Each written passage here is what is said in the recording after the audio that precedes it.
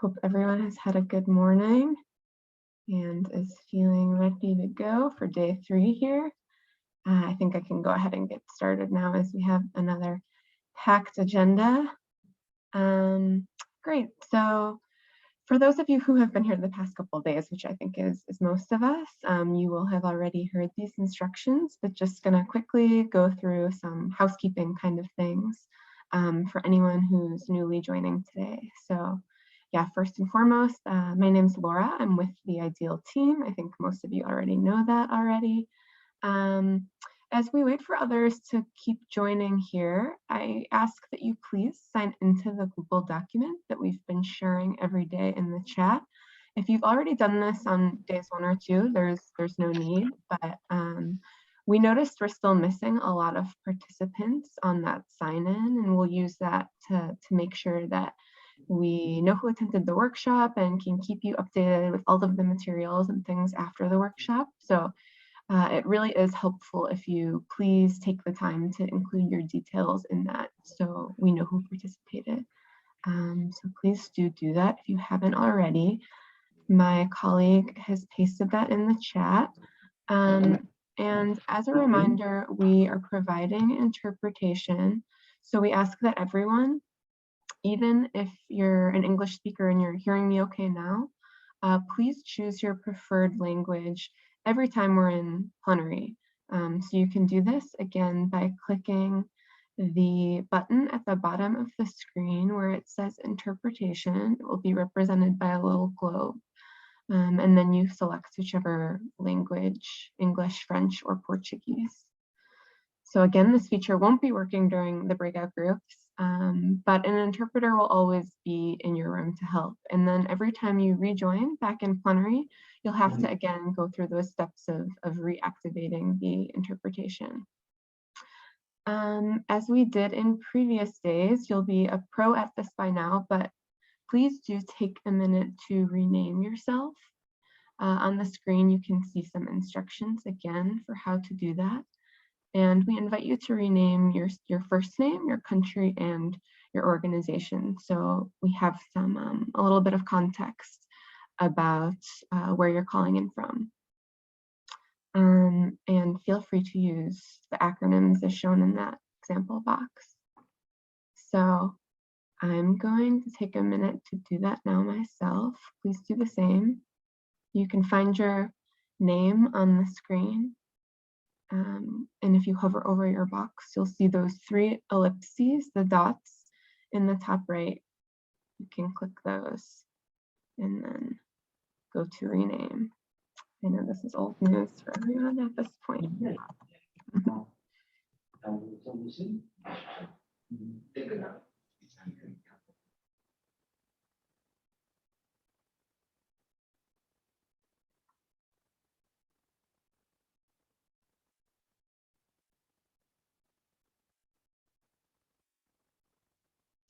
Okay, I see some people have been able to change their names. Please continue to do that if you haven't already. Again, we invite you to use your camera as much as you're able to, especially in those breakout rooms. And please keep yourself mute when you're not talking so we can avoid any animal noises in the background or any type of noise disturbances. So during the Q&A, we ask you to participate as much as possible as you have been doing the past couple of days. So you can use that raise hand function at the bottom of your screen, or feel free to just type in and share your questions in the chat. And at any time during the workshop, you can enter your questions anonymously in the document that Elizabeth just shared in the chat, and we will do our best to address them. So today we're almost halfway through the workshop, but still have a number of important sessions to cover, including qualitative and quantitative methods and outcome indicators tomorrow. And then on our last day, Friday, we'll talk about DQA, context monitoring, and some closeout requirements. But the focus of today will be on data collection in challenging environments and post-distribution monitoring. And yeah, I'm especially excited for today since we'll have an opportunity to hear a lot from your own experiences as participants. We have a number of really great participant presentations lined up. So yes, thanks so much to all of the participants who prepared for today. We know you're really busy, so it's much appreciated. And now I will hand it over to Lenora, who will lead the session on data collection in non-permissive environments, which, as I mentioned, will feature presentations from our IMC and CARE colleagues. Thanks so much. Over to you, Lenora. Thank you, Laura. Just checking that everyone can hear me. Yep. Okay, great. So welcome everyone to day 3 of the Southern Africa M&E workshop, and thanks for sticking through it all the way to day 3. And I hope that it will be an exciting day for everyone. My name is Lenora Zina, as Laura mentioned, and I am a senior M&E advisor with BHA. Today, I'm going to discuss with you and other colleagues from CARE and IMC will also share about monitoring in non-permissive environments. Next slide, please. So what we're going to discuss in this session, I will provide just a very, very brief overview of what non-permissive environments are. And I'll provide you as well with some examples of remote monitoring from other regions. And then I'll hand it over to my colleagues from CARE in Mozambique and IMC in Zimbabwe to provide some examples of their experiences in remote monitoring in the field. Next slide, please. So what is non-permissive environments? More and more, we are all beginning to work and operate in non-permissive environments, but what does that even really mean? A non-permissive environment refers to an environment characterized by uncertainty, instability, inaccessibility, or insecurity in which we do not have the ability to safely and effectively operate because there are other constraints. What typically comes to the top of our mind when we think about non-permissive environments is armed conflict, but it's also applicable to physical access due to disaster or just geography. We've learned over the past few years that limited access also expands to health-related needs for distancing. Obviously, COVID-19 is one big one, and in previous years, Ebola has been as well. Some of the challenges to monitoring in non-permissive environments is the inability of staff to visit activities on the ground. Typically as well, in non-permissive environments, you have high turnover of staff, and those environments are often fluid and a complex operating environment.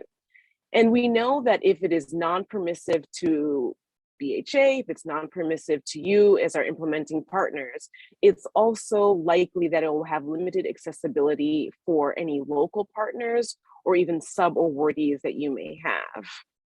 And one additional consideration when looking at non-permissive environments is that they're typically high-profile emergencies, which means there is an additional scrutiny by stakeholders, including us as BHA, but also other donors often have high scrutiny over those emergencies that are high-profile. Next slide. So remote monitoring means that we are at a distance from activities in the field and are unable to regularly and routinely conduct site visits on the ground or interact directly with beneficiaries, which increases the importance of having a robust monitoring methodology. Also means that we need to be more adherent to our protocols and commitment to sound data. You can see here a little quote that we have is that the use of remote techniques in non-permissive or limited access environments is used to ensure the ongoing and systematic tracking of interventions or information relevant to BHA operations and activities. Remote monitoring can be used for both performance and context monitoring, and it often leverages digital or ICT solutions in order to monitor programming from a distance. Next slide. So I'm going to discuss some remote monitoring strategies in practice that BHA funds. We understand that due to unforeseen access issues, partners often need to quickly adapt their M&E practices and move to remote monitoring techniques. To encourage you as our implementing partners to think a little bit more about that and prepare for this possibility, we've specifically included in the M&E plan, the M&E narrative of our application, a section dedicated to sharing remote monitoring plans. This is just to help all of you to think through what possible techniques would you use or kind of have in your back pocket in case you need to switch from in-person to remote monitoring. And I will share just briefly with you a few strategies that some of our partners have used. Next slide. One place that BHA operates in is Tigray. As you know, the crisis in Tigray and now in much of northern Ethiopia, it has had a sudden increase in vulnerability and therefore and also a reduced accessibility of populations there. The Ethiopian government has denied access of basic communication, banking, and even fuel from Addis to Mekelle, making direct implementation of a baseline survey unattainable for one of our implementing partners.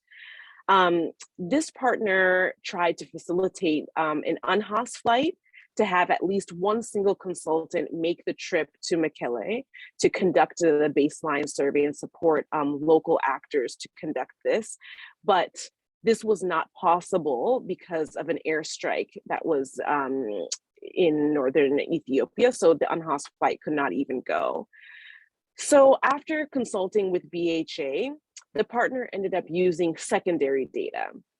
This included USAID mission profiles, the Ethiopia mission profiles, and donor reports, other donors who were operating and had conducted assessments, UN assessments, and the implementing partners' own reports from previous activities that were implemented in that area. And they even needed to rely on some academic literature. This process was not just pulling random data points from all of these documents, but they had to go through each document to determine the quality and reliability of the data available, as well as only pull out information that was specifically relevant to the current award being implemented. So this was just one strategy that was used to help them overcome the challenge of being able to conduct a baseline survey on the ground. Next slide, please. BHA also knows that you as our implementing partners are usually at the forefront of new and creative ideas. So BHA funds research and innovation awards through the M&E sector, piloting a number of initiatives, and remote monitoring has been one of them. We're all familiar with using phone interviews. However, we have supported an implementing partner to take this to the next level by developing a voice application that uses voice to text technology to capture, transcribe, and translate phone interviews with beneficiaries in real time. In countries such as South Sudan and Nigeria, many protection activities are being implemented by partners. While we want to gather information from targeted groups, the information collected is often quite sensitive and is not only being collected remotely, but needs to also be stored. So we need to consider how this sensitive information is being stored. The voice application that is in development is being used to support collection of sensitive qualitative data that supports analysis but ensures privacy. No audio recording is ever saved, and only the text can be edited by the interviewer while the interview is taking place or shortly after, and they can make edits just in case the translation is incorrect. Once the text is saved, only those with administrator level access can view the files and are able to analyze. This helps, this has been piloted to try and see how more qualitative data can be collected remotely and stored in a safe way. Next slide. Another BHA-funded research and innovative project is being implemented in Colombia, and it uses crowdsourcing to monitor perceptions and availability of humanitarian services. When we talk about crowdsourcing, it is the outsourcing of data collection to a broad group of people, usually via the internet. It uses publicly available social media platforms such as WhatsApp, Twitter, or Facebook to gather data from the general public. It can also be used to rate satisfaction of services, provide feedback on availability or quality of assistance, share how to improve services, and can also be used to geotag photos of activities being implemented or assets visibly there on the ground.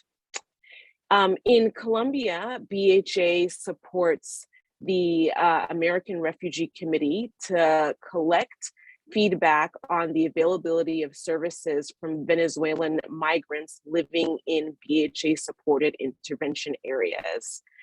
They employ social media platforms, like I mentioned before, WhatsApp and Facebook Messenger, as well as SMS. And community members are asked to rate their satisfaction with available services. For example, in that area, there's health clinics, and there are cash transfers that are being taken place, and they're able to provide feedback. And they're also able to provide suggestions on how to improve these services.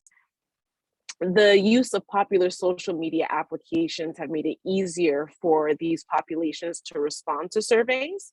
And ARC has received over 20,000 responses to date. And that was based on their last report. So that definitely has increased over time. Another example of crowdsourcing is BHA's third-party monitoring in Yemen. We have a subcontractor which crowdsources information about the availability and perceptions of WASH, health, and food assistance in BHA-supported regions of the country. The respondents receive a small stipend to download a customized phone application on their phone, and they complete surveys about humanitarian services in their area. Contributors are also asked to physically travel to specific locations, and as I mentioned earlier, geotag photos to verify availability of services and commodities in local markets. This is also an example of how they're doing not only performance monitoring, but context monitoring of the markets in that place. Next slide. There are definitely key areas where we are making improvements in remote monitoring as it becomes the practice in monitoring and evaluation, but there are still challenges. We as BHA are specifically challenged in when to shift from in-person to remote site visits and returning to in-person, knowing when that's most appropriate. We often rely as our implementing partners to provide us with that advice, but understand that that situation is quite fluid and may move back and forth depending on the context and situation that you are operating in. As I talked about earlier about secondary data that our colleagues in Tigray have used, some challenges with that is that some of the data that's available may be outdated or irrelevant, and it may also not be reliable. I think we often know that a number of folks do conduct assessments, but sometimes that data is not reliable or relevant to this specific award that you are working on. Mobile or other technology, they do tend to have low response rates as they are less personal. You're not able to talk to the person face to face. It relies on them having access to their phones being charged, all of that. And so sometimes that results in a reduced response rate. And finally, in social media, it tends to be biased towards younger urban males and folks who need to have access to internet and or smartphones, and often excludes the most vulnerable groups whom BHA targets for our programming. Next slide. So that is all I have to share with you today, and I will now hand over to Octavio, who will share some lessons learned from Mozambique.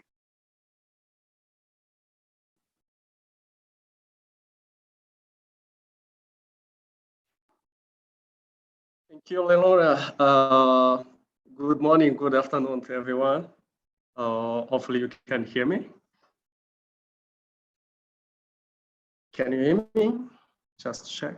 Yes, we can. Yes, we can hear you. Great. Thank you, thank you. So thank you, Leonora, to make my task quite easy, because you start to share some of the challenges that we are facing. But it's a great pleasure to be able to share some experience about data collection or permissive environments in Mozambique, particularly for CARE International in Mozambique.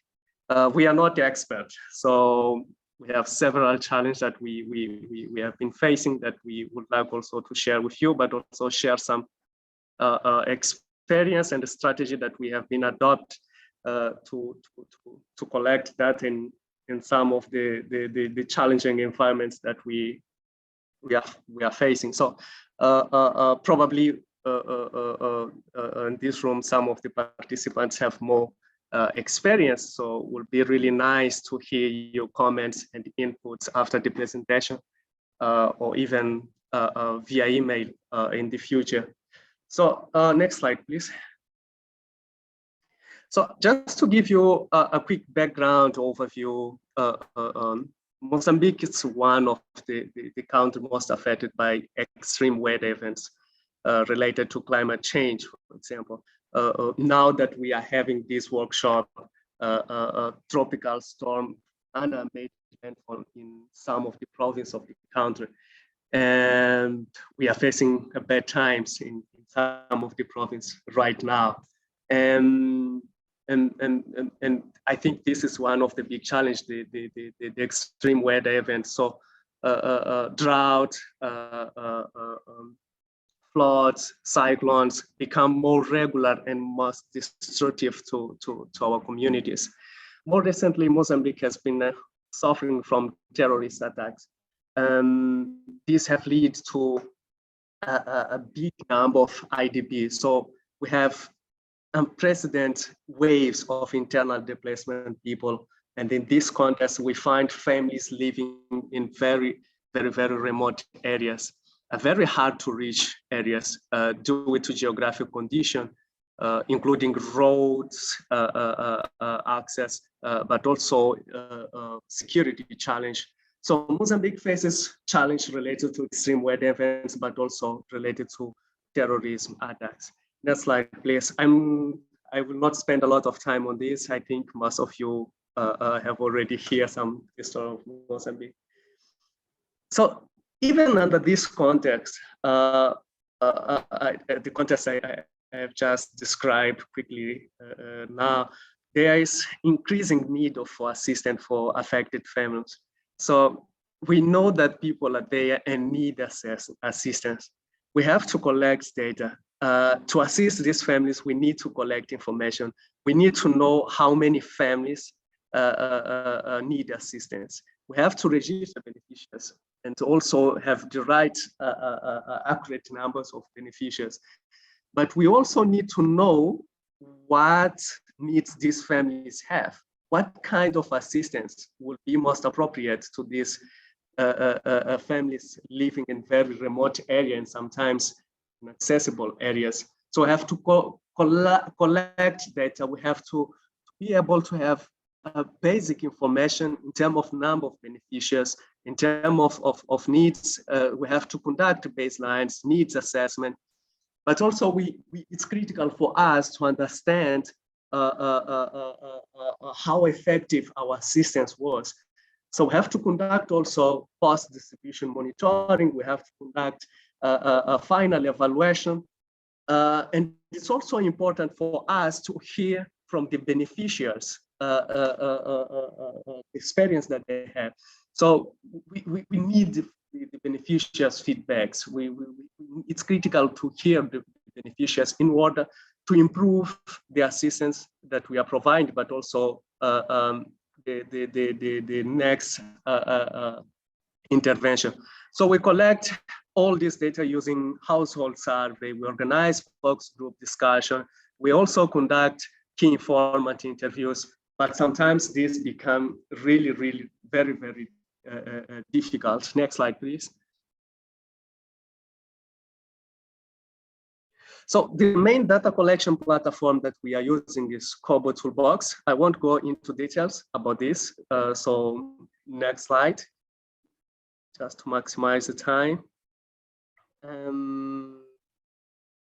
I want to share now some of the main challenges that we are facing. So I will give example in Cabo Delgado province, one of the province most affected by terrorism or military attacks.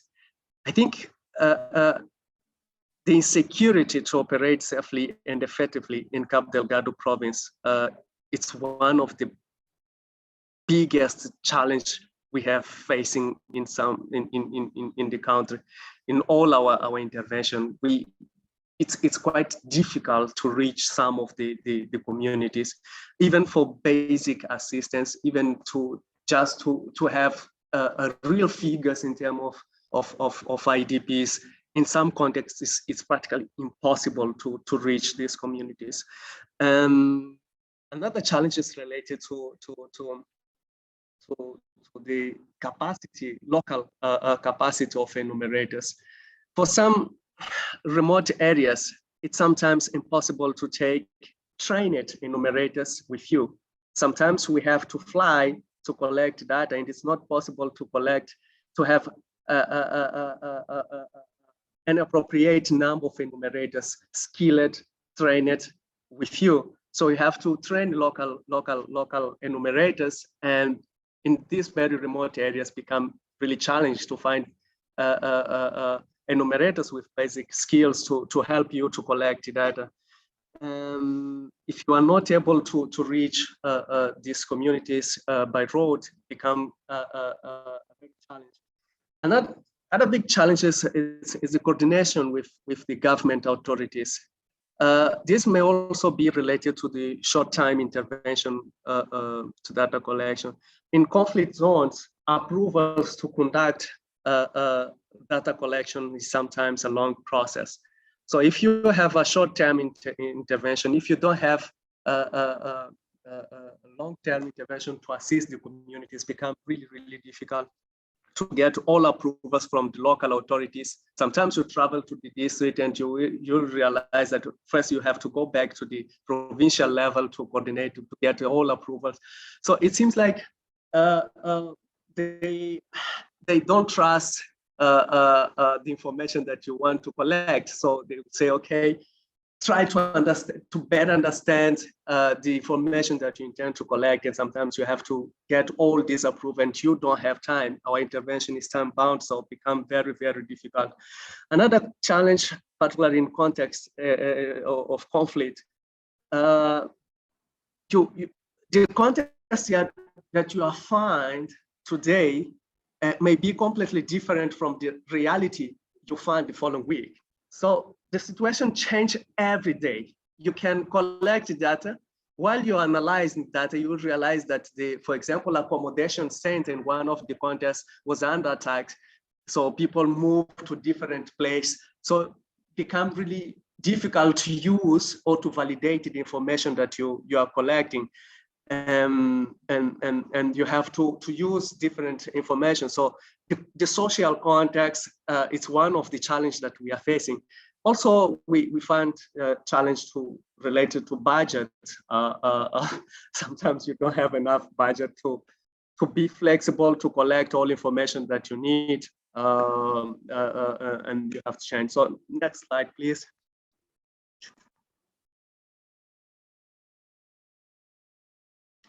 So now I would like to share some of the strategy we have been using, and I will say it's a lesson learned. We are still learning from this process. So it's the strategy that we have using that we are learning from this strategy, some working properly and other not. So one of the strategies, I don't know if you can call this a strategy, but sometimes you have no way, you have to reduce the sample size. And this was the solution, reduce the sample size and maximize secondary data. I will not go deeper on using challenge that we are facing to use secondary data, because as I said before, the situation may change significantly in few days, but is the way that we have adopt. So try to collect as much as possible the information that you can, but at the same time, trying to maximize secondary data. We try also to combine, to work with local partners. Identify local partners. It's another strategy that has allowed us to maximize our time, because local partners know the local condition better and already have contacts, have some significant contacts with the local authorities, and they have some of the information. So we try to maximize all available secondary data. Usually in this context, you have different organizations operating in the same context. So if you can work as a consortium, it's another strategy that we can use. So share information. If you have a strategy to share information within different local, international organization, it's another strategy that we are using to maximize the information. And also systematic use of electronic device, so tablets, mobile phones, and using Kobo, for example, it's one of the key strategy that we have using and so far working properly. Next slide, please. And I think it's the last one. Oh, yes. So thank you. I just want to give you this overview in terms of strategy that we have adopted. Maybe we can talk much later. Thank you. Thank you so much, Octavio, for that presentation and for sharing, particularly the challenges and lessons learned from the experiences of CARE Mozambique. I'm going to now hand over to Beatrice from IMC Zimbabwe to share some of your experiences as well. Thank you so much, Dinora. Good morning, good afternoon to you all. I'm Sijabuliswe Beatrice Dube. I'm the mill manager with International Medical Corps in Zimbabwe. Like Leonora has said, I'm going to briefly share on data collection in non-permissive environments. I'll share the IMC experience. Next slide. So, International Medical Corps is currently implementing a BHA-funded project, which kickstarted on the 1st of August 2021 and is ending on the 31st of July 2022. And the project title is Reducing the Effects of COVID-19 through WASH Response in Mbinga District. So kindly note that much of the sharing centers around this district, Mbinga District, which is quite remote. There is poor mobile network connectivity in that district. So as I unpack our experience, I'll be referring largely on that district. Next slide. So I want to look at the overview of our COVID-19 contingency plan. Like it has already been said, that we're looking at data collection in non-permissive environment. And for us, the problem has been COVID-19. So as we were drafting or designing the project, the current project, it was already within the COVID-19 context. So we had to make sure that within our M&E plan, we clearly articulate to BHA how we're going to collect data in that non-permissive environment. So as we looked up, as we developed or looked at using remote data collection, we had to consider these factors. That is mobile phone ownership in Mbinga District. Remember, I've said it's remote. We had to look at network connection. We had to think about the database, like, do people in that community own phones? If we're to use phones for the assessments or the surveys, will we be able to get valuable information from these people using the phones? We're also to consider the level of education of both the community members, that is our respondents, as well as the volunteers, because the plan says that if we get to a situation where we cannot do the in-person monitoring, we would identify the volunteers, train them, and make sure that these volunteers are the ones who interface with the communities. Then we also considered the issue of the length of questionnaires. Phone interviews cannot be undertaken, you can't undertake a lengthy interview using a telephone. There's so many issues that you need to consider there. Next slide.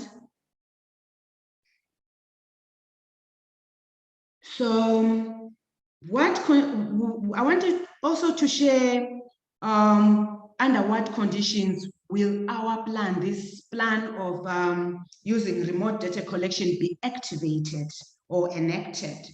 So we said as IMC would continue to monitor, to track the COVID-19 evolution and trends in the country. So we're doing that under context monitoring, where we're following the CTREPs, these reports that are produced by the Ministry of Health on a daily basis. So we're following the trends of the cases on a day-to-day basis, and we'll also activate the plan as guided by the declaration, that is the presidential declarations. If the president declares that the pandemic is at a level where we need to be on lockdown and we can't move, then we would activate the plan. So at this moment, I want to say that up to this time, under the BHA funding, we haven't activated the plan because by the time we did the baseline, the lockdown restrictions had been lifted by the president. So we went back to our in-person monitoring. Then what methods will we use to collect data in those non-permissive environments if the situation gets to the worst situation? We're planning to use telephone interviews and also to use trained volunteers, like I've already said. Next slide. So I've already highlighted that under the BHA funded project that we have in Binga, we haven't activated the plan, but we've got lessons that we have had in different settings as IMC. So in August 2020, we conducted a telephone-based needs assessment in schools, in primary and secondary schools in Gayi district in Zimbabwe. So at that time, I've said that the country was under national COVID-19 lockdown. There was restriction on movement. So let's find out what we found out or our experience on that. Next slide. So these are our key lessons from that, from the interviews, the telephone interviews that we conducted with school headmasters or school principals. First and foremost, we were racing against time. We wanted to collect the needs, understand the needs in schools within a short period of time, and come up with at least a proposal within a short period of time. So we ended up collecting data during weekends and holidays.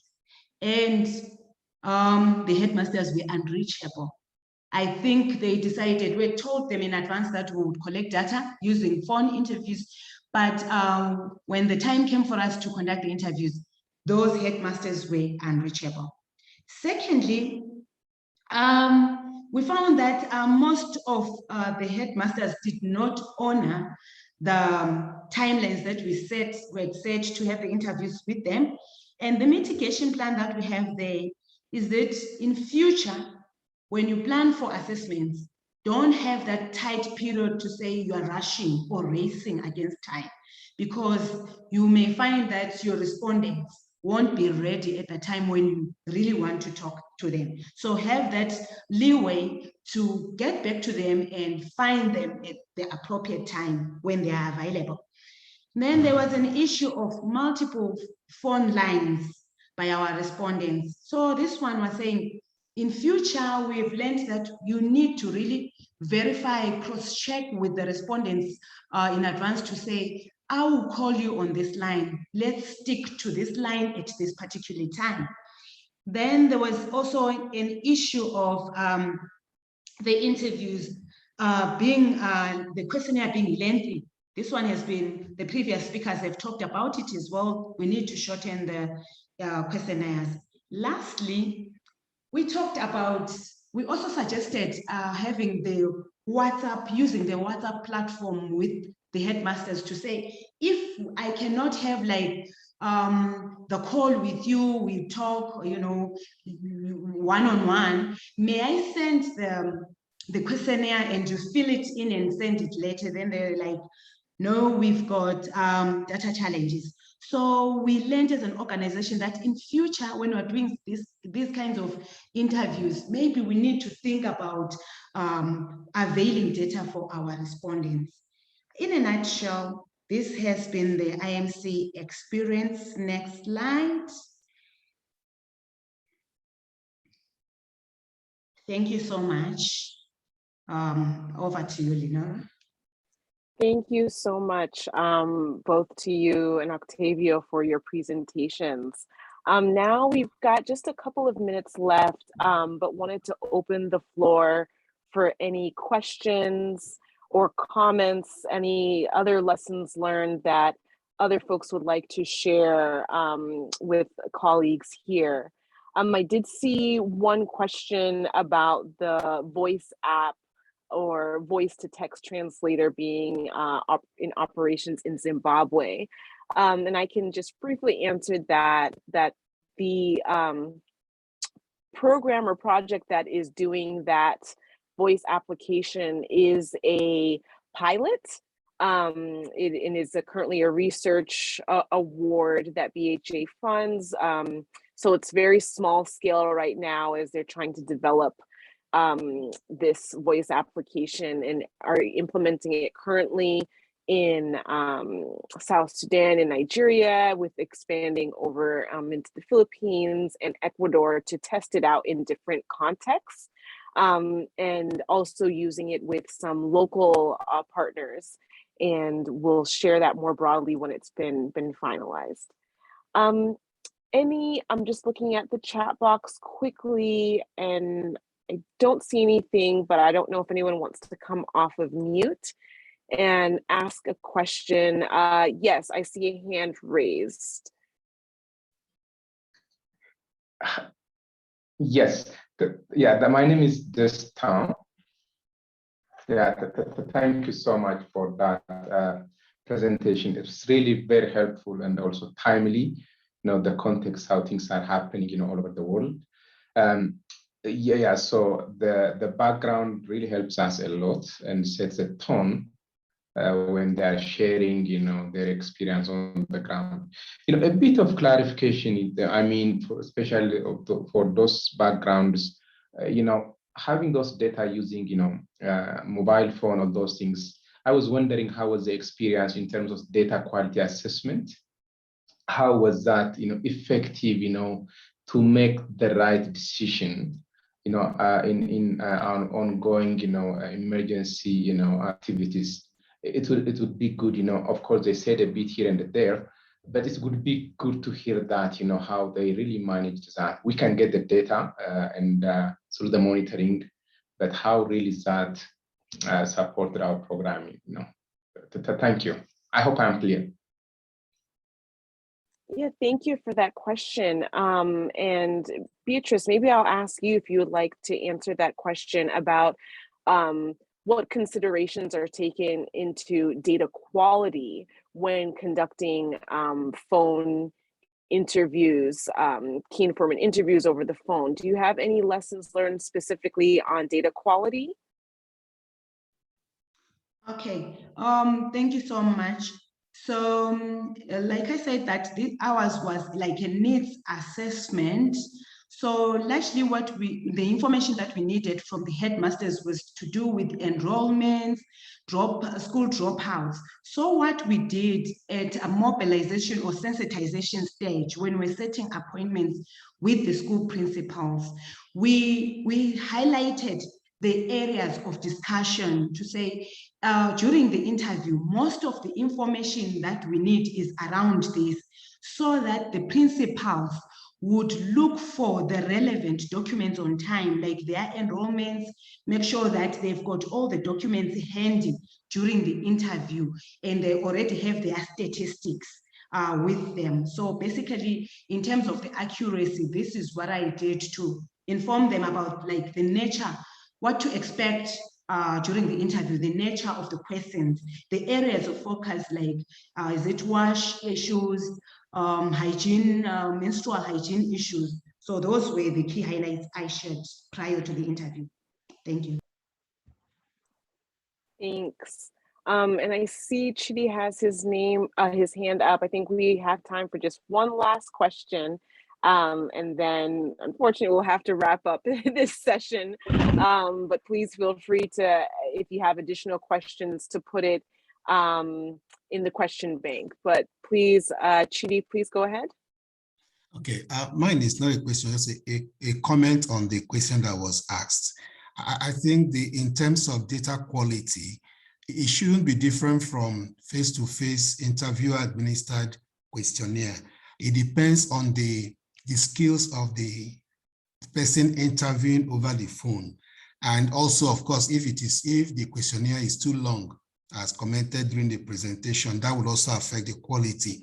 But generally, it should not affect the quality of the data if the interviewer has the right skills and is asking the right questions. It shouldn't really matter. Thank you. Yes, thank you. Thank you for that comment. I think you're 100% correct that you have a lot of similar considerations that you have to put into place when conducting phone interviews, as even when you do that in person, considering where and when that interview is taking place, making sure that the participant is in a place where they're safe and can openly provide the necessary feedback, much as what you do in person, just needing to navigate that a little bit differently over the phone, but still have those considerations. Just for the sake of time, we're going to need to stop here.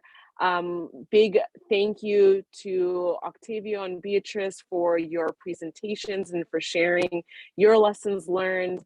I hope that there's many other lessons learned as well from others in the group that we will have the opportunity to share with one another at another time. But thank you once again. I'm going to hand over back to the Ideal team. Have a great rest of your day. Over.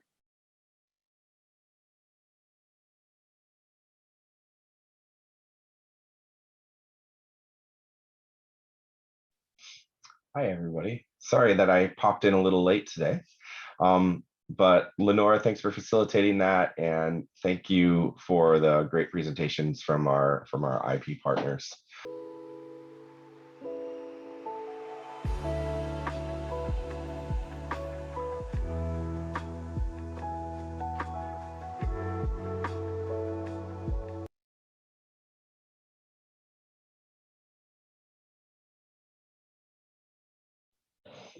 Well, that felt like 3 minutes, not 6, but welcome back, everyone. We're gonna jump right back in, and I'm gonna hand over to our colleague Killian, who's gonna give a brief overview on post-distribution monitoring before we hear some examples from our colleagues in the room as well. So Killian, over to you. Thank you, Lloyd. Good morning, colleagues in DC or US. Good afternoon, colleagues in Africa. I hope the workshop has been interesting so far. The session that has just been concluded leads in very well to the session on post-distribution monitoring. There are so many examples that you all have that really highlight the importance of post-distribution monitoring. And we thought, it would be really good to reflect on the approaches, methods, and the different experiences that we have on post-distribution monitoring. So we have organized this session in such a way that I'll just give a brief overview on PDM. Then we will have your colleagues share their experiences. We have one presentation from Mozambique, one from Zimbabwe, and one from Madagascar to share their experiences in terms of the PDM, the design, the use of the information, and some of the challenges and experiences that they've had. And then we will just make sure that no one goes away without sharing their experience. We will have an individual session where you also reflect on your experiences with post-distribution monitoring, and would like to really capture that experience and ensure that those experiences are widely shared for greater learning and ensuring we learn from each other, as that is one of the key objectives of this workshop. Next slide, please. So the session is meant to make sure that we share experiences in the design, conduct, and use of post-distribution monitoring in the adaptive management of BHA emergence activities. I'm sure you have lots of examples that you can share that speak to the design, conduct, and use. We also want to have a discussion reflecting on those experiences in terms of what makes a PDM great, what are some of the things that should be minimum requirements for us to really ensure that the PDM is generating credible evidence that is necessary for adaptive management. Next slide, please.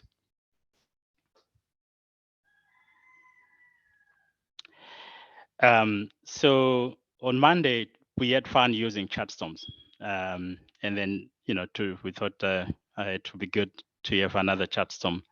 I know that each one of you, when the word PDM is mentioned, we have, a way of conceptualizing what it is. And it will be fun to just see how we individually define a PDM. So in the chat box, just write your definition of a PDM based on your experiences and the way you conceptualize it, and just hold on until we hit send, and we get to see the different ways people define a PDM. So in the chat box, write what you think is the definition for a PDM, and then we'll ask you to just hit send, and you can see the different ways in which we define and conceptualize a PDM. So I'll give it a couple of seconds for you to just write up what you define, your definition of the PDM.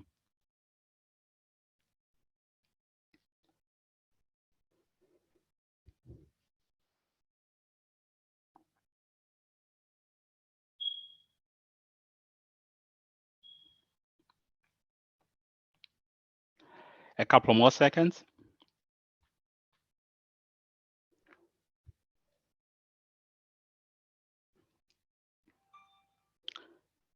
Okay, let's hit send and see how people are defining it. This is interesting, right? PDM is a tool which aims to,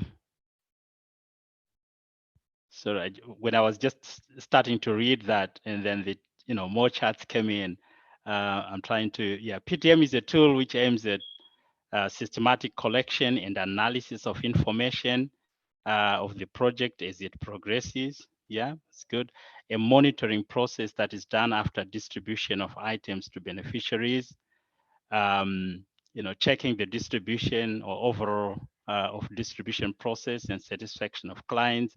Yes, getting feedback from beneficiaries is important. Utilization of the product received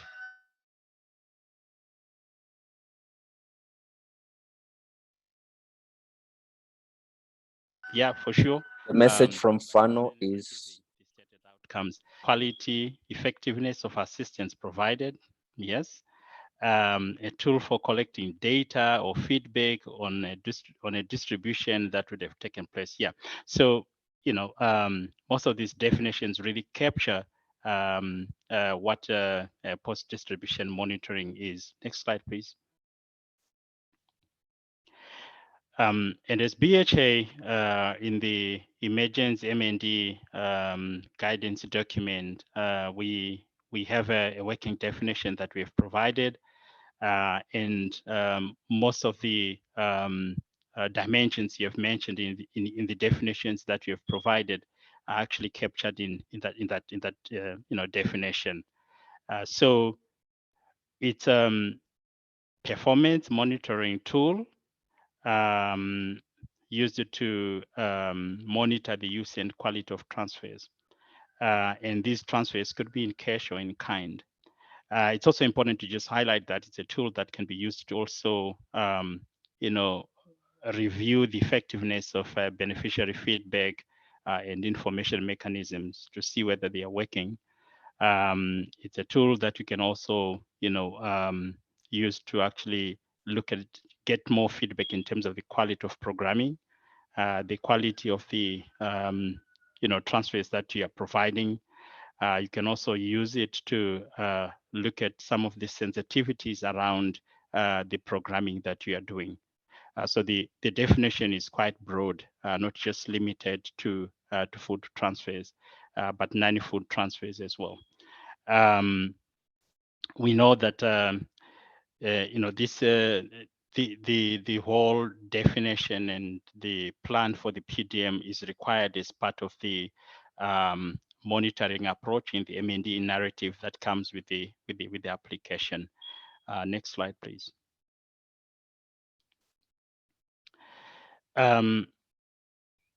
So I always like to give this example because it really demonstrates the importance of post-distribution monitoring. A number of you, especially those that are based in Zimbabwe, you will remember the very hyperinflationary period from 2008 to 2009, where prices would change every 1 hour or every 30 minutes, depending on the commodity. So there was an activity that was providing cash transfers to the urban poor. And just getting to decide on the most appropriate modality tool was the most difficult thing. So we started with cash, and in no time at all, giving out cash was no longer viable because of inflation. We changed it to direct distribution, and then later also changed it to the use of supermarkets or retail outlets for people to actually access their food. So Context, to a greater extent, really embarks on at times the effectiveness and appropriateness of a modality. And post-distribution monitoring is therefore important in terms of just understanding whether the theory of change that is conceptualized for the activity is working. And obviously, in that theory of change, there are questions that are related to the design. And some of those questions relate to whether the modality is appropriate given the context, and whether the outcomes are being achieved as planned, and whether the modality choice really aligns with beneficiary preferences. Another example in terms of beneficiary preferences related to that activity in Zimbabwe was when we switched on to retail outlets. So the majority of beneficiaries for that activity were people that were under ART. So switching to retail outlets, they were supposed to queue and redeem their vouchers. But that time there was a lot of stigma associated with HIV. So it became very difficult for them because they were easily identified.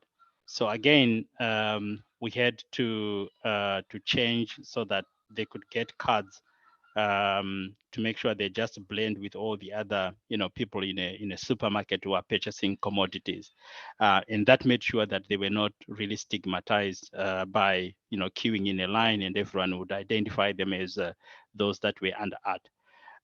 So those are just some of the examples where you see the importance of, PDMs in terms of generating information that is really critical for adaptive management. You also, get information in terms of the efficiencies of implementation and accountability. We have, issues at times with the quality of products, particularly when you're looking at in-kind commodities. So at times you get, beneficiary feedback in terms of whether the quality meets their requirements. There are also issues around inclusion and exclusion, and PDMs can really help in terms of ensuring that those that are supposed to benefit, and those that are included, maybe because the targeting mechanisms have failed in one way or the other, are identified and maybe removed from the program. There's also the importance of sexual exploitation and abuse. These are some of the sensitive topics that through a qualitative process, one could be able to unravel these and make sure that corrective action is taken. So PDMs very important in terms of empowering us to course correct as necessary, and ensure that the activities conceptualized in the activities theory of change still delivers on the outcomes that have to be delivered. Next slide.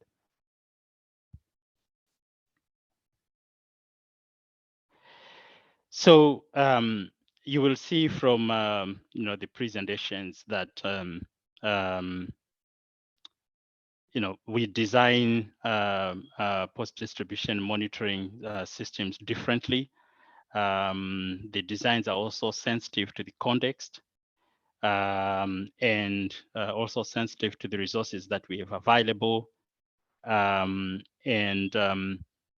question then becomes, how does a well-designed post-distribution monitoring system look like? So in the monitoring approach section of the MND narrative, that is submitted as part of the application, the details on the post-distribution monitoring should be provided, and it's kind of a plan in terms of how it's going to be done. So it's important that the indicators that will be considered be identified in that plan. So which indicators will be considered, and for which information will be collected. And in yesterday's session on sampling, the session that was delivered by Benita, I think you all came out of that session with the appreciation that the approach to sampling is dependent on the type of the indicator that you have. Some indicators are proportions, some indicators are means, and that really determines the way that you're going to be calculating the sample size for that particular indicator. So survey design and sampling frame, again, yesterday we had a very good discussion on this, where, when do you use a population-based survey? When do you use a beneficiary-based survey? So these are some of the details that are important to include in the PDM plan, as well as whether you're going to use qualitative methods or quantitative approaches, or a combination of these two, depending on the objectives of that post-distribution monitoring. So a PDM that looks good really lays out these issues that I'm talking about: the indicators to be collected, the survey design if you are going quantitative, the sampling frame, the sample size calculation, and weights if you're going to use weights, and then the whole selection process, and some information on the on whether this will be a qualitative approach or a quantitative approach, or a combination of those two, depending on the objectives of that post-distribution monitoring. It's also important in that section to really highlight, is it going to be paper-based or electronic? I think the presentation from CWCA, I think they were, and then the other one from CARE, they talked of Kobo Collect or other electronic devices for collecting data. It's important to include that detail under data collection for the PDM. One of the key areas that require explanations, or that require some explanation or information as you write your section under the monitoring approach, is the frequency of data collection. So in some cases, if the frequency of data collection is high, it also means that drives up the cost. And you might want to think of reducing sample sizes, compromising on the precision, but at the same time reducing the cost associated with the post-distribution monitoring.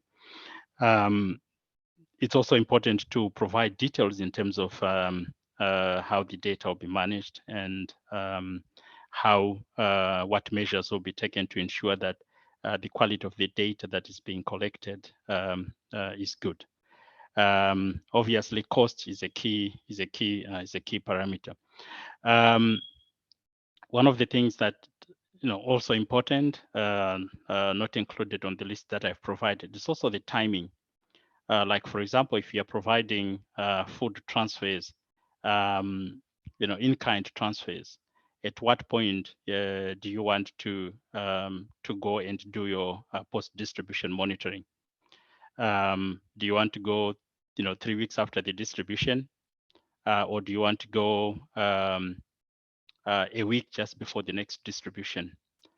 So depending on the objectives of that PDM, the timing is important, because at times the timing of the PDM also affects the results that you get. If you go maybe in the very last week, just before the distribution, most people might have run out. If you go a week after distribution, people just still have the food. So if you are looking at an indicator like the food consumption score, that could actually be different depending on the timing. So timing is important, and there has to be some indication in the narrative for the PDM in terms of the timing that will be most appropriate for that particular activity. Next slide. So I think that sums up a brief intro to the post-distribution monitoring, just an overview. Now we transition into the more exciting part of the session, where we get to listen to some of your experiences. So first up will be Trust from FHI 360 Mozambique, to share experiences on the PDM. And then thereafter, we will have Alois from Save the Children, also to share their experiences in Zimbabwe. And then last, we'll have Adra from Madagascar, Dino, to share experiences as well. So thank you so much. Let me hand over to Trust to take us through his presentation, highlighting some of their experiences. Over to you, Trust. Oh, thank you, Killen. Hello, everyone. Trust Makurane. I'll be presenting on behalf of FHI 360. I'm in Pemba. Briefly, I will give you the overview of the project. The title of our project is the Integrated Response to the Affected Mozambique Populations. This project covers 2 districts. It focuses primarily on the internally displaced person, but though to a lesser extent to the host community as well. The project covers 3 sectors, as the name entails that it is an integrated response. It covers health, it covers WASH, it covers also protection. The objective of the project is to alleviate suffering of the targeted communities by providing life-saving activities, such as for health, we are using the MMUs, which are the mobile medical units. Then we also provide water through water tracking. We also do the distribution of 9 food items. Then for protection, we identify and refer, like identification and referral of children under protection and gender-based violence, and cases of care and support. Briefly, that's how the project scope is in terms of the sectors and the objectives. Can we move to, maybe go back again, go back, the first slide. All right, this is the presentation layout. Under each of the, should I say, subject topic, there are questions that I will answer relating to each of the topic which is there. Right, can you move? Right, under the overview, we are going to look at what information do we collect through the PDM, and how often do we collect the PDM, and who collects and processes the information that has been collected. If we look at the target areas that I have pointed to, that we are having 2 districts. In all the 2 districts, in terms of the NFIs, we are covering about 1,452 beneficiaries. And within the 2 districts, because they are not the same in terms of the population of the beneficiaries. So the other one, which is Ankwabe, has got more, and the Matuj has got less. So in that regard, when we talk about the sampling, we are going to bring in the corrective way of sampling and representativeness into the proportions of the districts that we are covering. Now, when we look at the content in terms of the PDM, it will cover 3 basic indicators in terms of satisfaction, in terms of content, quality and quantity. So those are the 3 measures that we're using in terms of compliance to the donor. Then the other part, which is also being covered by the PDM, is the distribution information and the processes. We also explore issues around usage of the items received. We have, again, the part of the accountability questions. And more importantly, again, as a way of answering the cluster requirements, we have the PSEA questions that are also inclusive. Those, as clear as like highlighted, these are more sensitive, and we have included them because the cluster has requested that every PDM, this section should also be included within the PDM. So we can move to the other. Oh, no, can we move back? Right. So now we look at the way we are going to collect information. The methodology that is going to be used, because this is a plan, I'm very sorry to say I didn't relate that I'm presenting a plan, not the actual maybe PDM and other like findings that are from the PDM. So this is the plan that we are going to conduct the PDM. So under this plan, we are going to use the quantitative method only. The limitation of us not using other, or maybe the mixed method, it's especially with the qualitative. The issue is we don't have enough resources to cover the qualitative as well. So what we are going to do again is to sample, to make sure that we randomize in terms of the sampling. And we are going to use the registers because the beneficiaries were registers, and there are registers within each of the areas that the distribution occurred. So how are we then going to randomize or picking up the beneficiaries? We are going to use the rand between Excel formula with the coded numbers of beneficiaries, which is going to be selecting randomly the numbers within each of the areas according to the proportion that we have determined.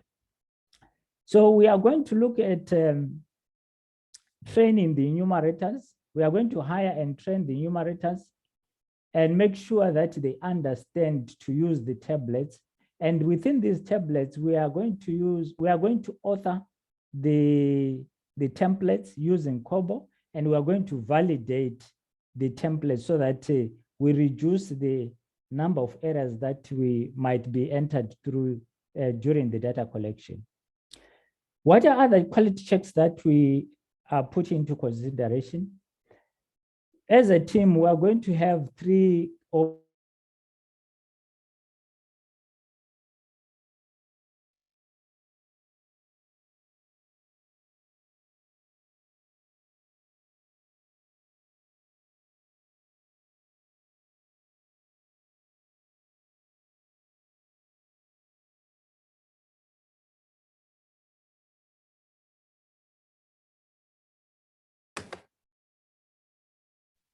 Did I lose? Or is everybody still online? And Yeah, we are. I think Trust fell off. Okay. I see him logged on. But Killian, maybe if Trust isn't able to come back, maybe we can move right into our Q&A and just have a more robust conversation around PDM than we were anticipating the time to have. We still have one more presentation from ADRA, Madagascar. We had planned for 3, but seems Save the Children Zimbabwe haven't logged in. Maybe they are facing connectivity issues. So we'll have the ADRA one and then transition into a Q&A. Hello, okay, hello, thank you. Hello, I can hear you. I'm back. Yes. All right. So let me go on. I'm now using the Bangladesh, no internet now. So I'm saying we are going to have 3 supervisors, and these supervisors on site, they are going to do the sit-ins. And the other supervisor will be like looking or maybe receiving information real time and informing the field supervisors in terms of consistency of information that is coming in, and again, the gaps that are coming in, so that we make sure that information is, or maybe the data is corrected as we move along with the data collection. Then we come to the cleaning part of the data. The M&E assistant is going to do the cleaning, and the M&E coordinator is going to do the analysis and the report compilation.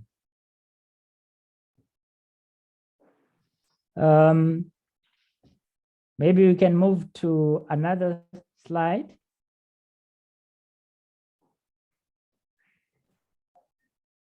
Right. That slide also speaks into what I was referring earlier on to say we have 2 districts, and these districts have different, should I say, population or beneficiary numbers. So as such, we are going to use PPS in terms of coming up with the real figures in terms of how many beneficiaries are we targeting for Metuj and how many are we targeting for Ankwabe. For that reason, Metuj is going to be 112 beneficiaries, and Ankwabe is going to have 228. And all together, we are using the BHA sampling calculator, which brings to about 340, because this is a two-stage sampling. So we are going to cover 340 households. And these are going to be like shared into the more in Ankwabe and lesser in Metu. Right, can we move on? Right. Maybe the usage of the data before we go to the challenges. The data is going to be shared with sectors, that is protection and WASH. And we are mindful that we are implementing this with our implementing partner.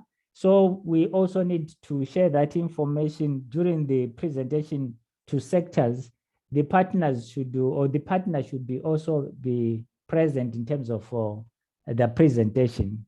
After which then the brief, should I say, presentation should be shared with the clusters. So the last slide is the slide about the challenges. Can we move to that slide, please? Right, now due to budget, the first challenge is the budget. We are doing this once, and when we focus on why we are doing it once, because we are not going to learn as much as we should learn, especially informing the current project in terms of the PDM distribution.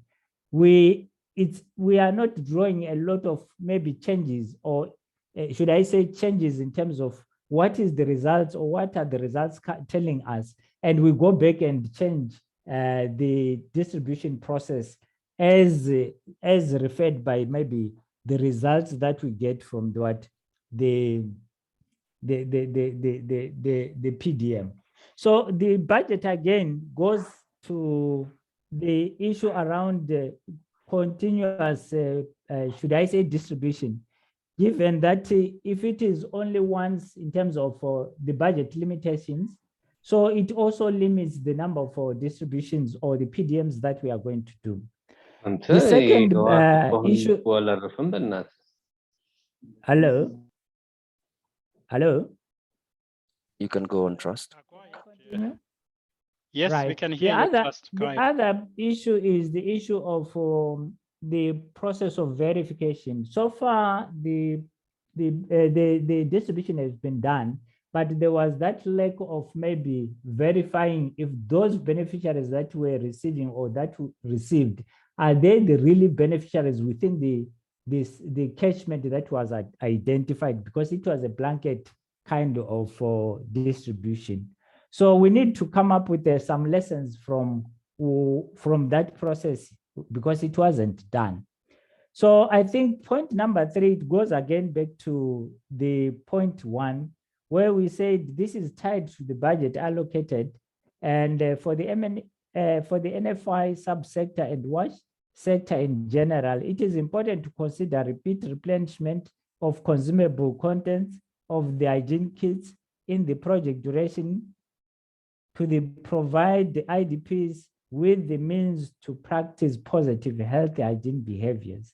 So the last point is the advent of COVID-19.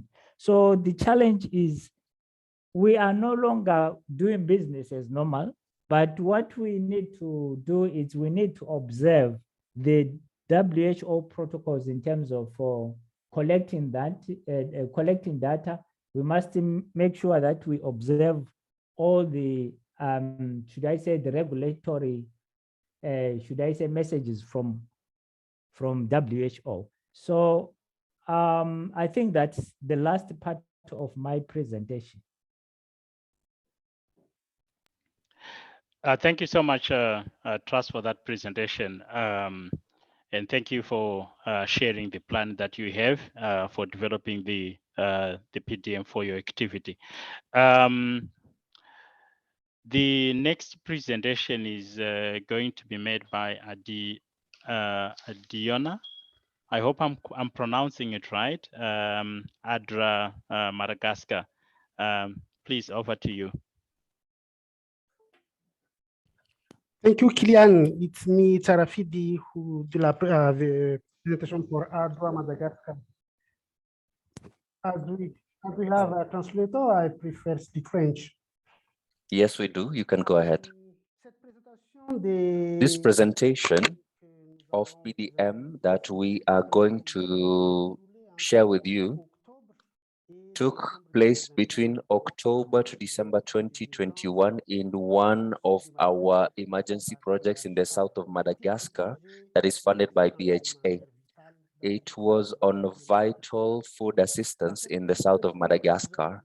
In this presentation, you're going to see the executive summary, the PDM methodology, the implementation process, and finally, the challenges that we faced in conducting PDM. Suivant. Next slide. Merci. Le nom du projet, c'est the name of the project is Aina, which means life in Malagasy. The implementation was for 15 months, but the distribution period was 9 months. The beneficiary households were targeted through vulnerability criteria that was already defined in the proposal. And we work with local service providers who distribute the food themselves, supervised by the project technical officers. Next slide. Next slide, please. Yeah. Merci. Great. Yeah. Par rapport à la méthodologie utilisée, regarding the methodology we used, the experience that we had in the first quarter was a quantitative survey to verify the quantity of food received by the beneficiaries, to know how they made use of this food they received in the households, measure the immediate change in households once the food was received, etc. And finally, receive recommendations from beneficiaries to improve the implementation quality of this project. Afterwards, we had a sharing session to get feedback and also put in place an improved plan for the next quarter. Next slide, please. And Hortensio, please switch off your mic. Pour la collecte de données, for data collection, initially, we had planned for a PDM survey to be a monthly survey. But a few weeks after distribution, practically, we observed that a quarterly survey was more logical so that you would have time to carry out the survey as required, share results or share findings, and then make a decision. Now, the survey framework was on beneficiaries and food with a margin of error of 5% and the confidence level was 95%. Prochaine slide, s'il vous plaît. Next slide.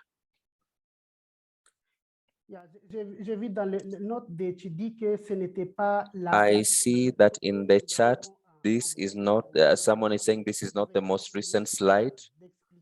I will try to explain as it is. Thank you, Chidi, for that feedback.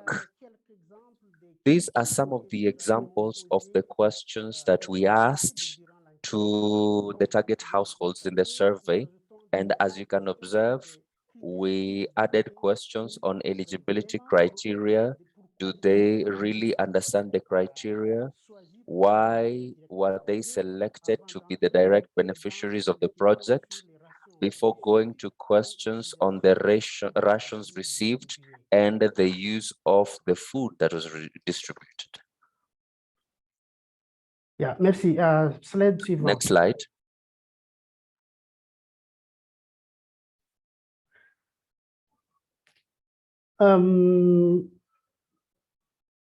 Comme résultat, les résultats de l'enquête. What are some of the survey results?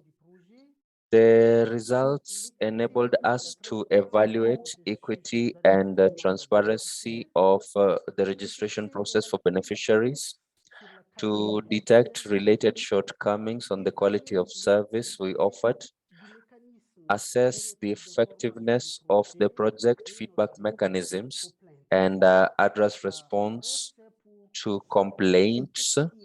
In brief, it helped us to know what was happening on the ground so that we would know how to improve the quality of service we offered. Last slide.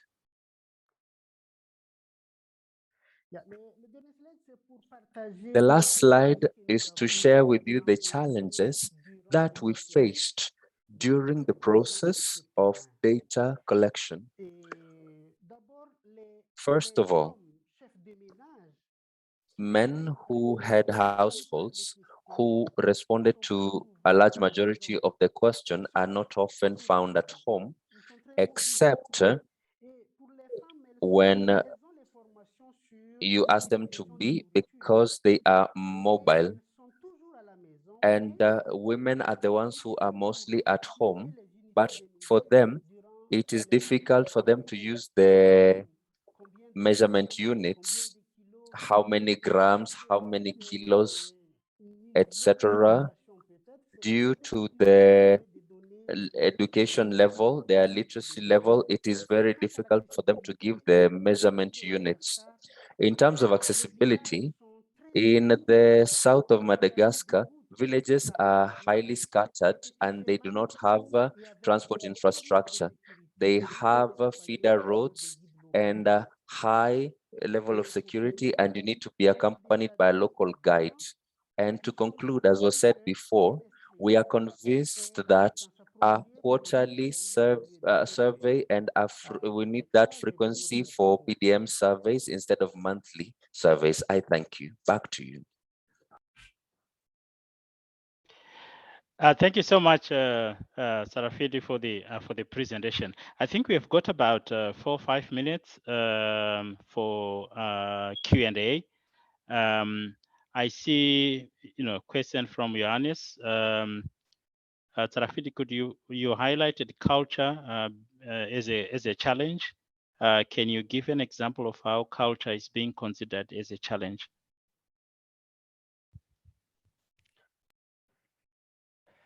Sarafidi, do you want to come in? Yes, je ne pense pas que I do not think that culture can be considered as a challenge per se, but you need to know beforehand what is happening. For example, when you communicate with the women, the husband needs to be aware beforehand. Another thing, for example, when we speak about the use of food rations, women know about the rations, while it's the heads of households that know exactly how many rations were given. So you need to understand the dynamisms of who knows what within the community to enable you to progress. Culture is not such a huge challenge per se, but you need to have prior knowledge before you can engage. Thank you, Sarafidi, for that explanation. There was a question earlier from Ioannis as well. Is that sampling Okay, I think this was a question after my presentation. He wanted to know whether the symbol calculator that we used yesterday works for PDM as well. Yes, it works for PDMs as well, depending on the indicator that we have selected to be part of the PDM, or the indicator that you'd want to follow up on. I'm trying to look at the questions that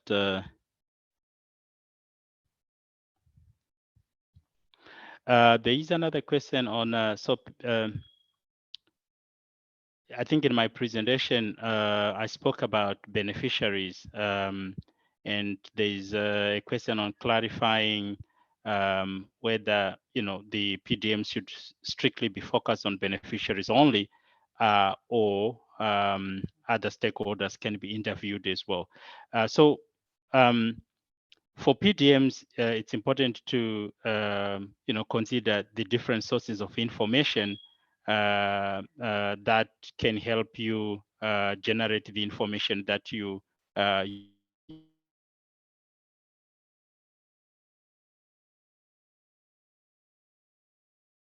want for adaptive management. Having in-kind transfers on the market, it will be good to talk to local traders or local retailers to see if they are being affected at all by the in-kind transfers that we are providing.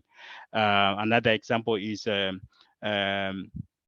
if you are providing cash transfers and you are worried about localized inflation, you might as well want to do focus group discussions with non-beneficiaries to see if these cash transfers are causing localized inflation, or to also talk to traders and see if prices are increasing because there's more liquidity as a result of the cash transfers. So it depends really on what kind of information you want to collect, as well as why you want that information. Some of the questions that you have that inform the design of the PDM and who to talk to. So it could be a combination of beneficiaries and key informants that are in a position to provide the information that you're looking for. Let me see if there's another. There was a couple more questions, Killian. So the first one was, should the indicators tracked through the PDM need to be captured in the ITT? Okay, yeah. So some of the indicators that you might consider for your PDM might be captured in the ITT. It depends with the focus of your PDM. You notice from the Tsarafidi's presentation, they had a reduced coping strategy index as one of the indicators that they were following up on. And that could be an indicator that can be included in the ITT. But a significant number of their questions were primarily, questions that you get information through either qualitative approaches, interviewing beneficiaries to get that feedback, and not indicator specific. So yes, some of them might be included in the ITT. And another question there, Killian, was also how best can exclusion and inclusion errors be identified prior to a PDM? So you remember was it on Monday, we had a session on registration and verification. We know that there are always challenges in terms of inclusion errors and exclusion errors. And in some cases, after registration, some partners come up with a 100% verification process to weed out inclusion errors. And in some cases, you have a community-based verification where, maybe community leaders come to a meeting, you identify those that have been selected to benefit from the activity, and they can concur whether, given the criteria for selection, whether those households that have been selected actually meet the criteria, and can also help you in removing those that may not really meet the criteria. So there are a number of means and ways that can be used to try and reduce inclusion errors. It could be 100% verification. It could be these community processes where you share the names of the people that have been selected to benefit, and the community leaders or community groups can provide feedback in terms of weeding out those that may not be eligible for that particular intervention.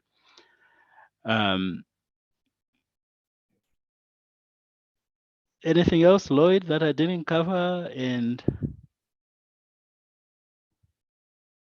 I'm scrolling through the questions now. There is a question regarding gender, how the selection of the show is made, taking into account that women are culturally considered kitchen owners. Sorry, I think that might have been for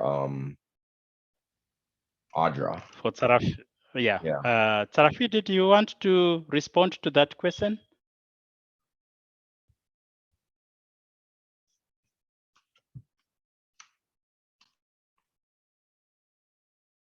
Je n'ai pas bien compris I did not understand the question as it was asked, but I'll try to answer it to the best of my knowledge. In the interviews that we had, as I said, a large majority of questions were responded to by the heads of households, but a section of the questions linked to the use of food, it's only the women in the households who are able to do it because of their responsibilities in the households. Now, it depends on the target of the survey during the interview and the type of questions that we ask. Back to you. Thank you. Okay, yeah, thank you, Sarafidi. Thank you so much, Sarafidi and Trust, for the presentation, and thank you so much for all the questions. The next session is aimed at really giving you the chance to download some of your experiences and challenges, particularly with the utilization of post-distribution monitoring data. I think we have been emphasizing the need for utilizing all the data that is collected.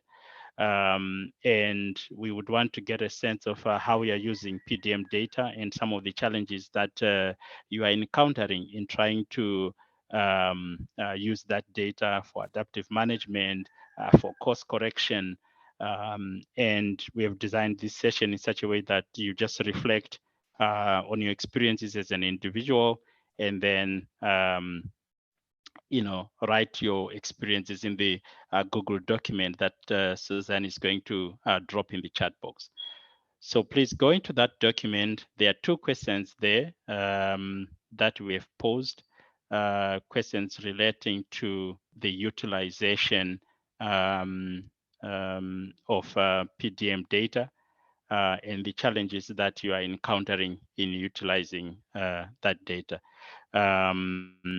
So we urge you to be as specific as possible in terms of the examples on how you have used the information to inform adaptive management, as well as the challenges that you have encountered in using PDM results for adaptive management. So we have about 10 minutes or so. Yep, about 12 minutes. 12 minutes. Okay. Thank you, Liz. So we have about 12 minutes to just have, this individual reflection on some of your the experiences that we have regards use of PDM information. Please provide specific examples, as well as challenges that we have encountered using PDM results for adaptive management.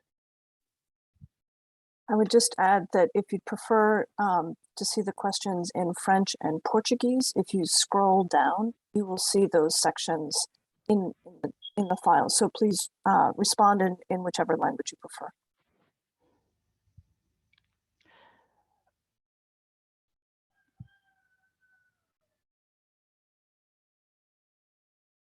Also, to just add that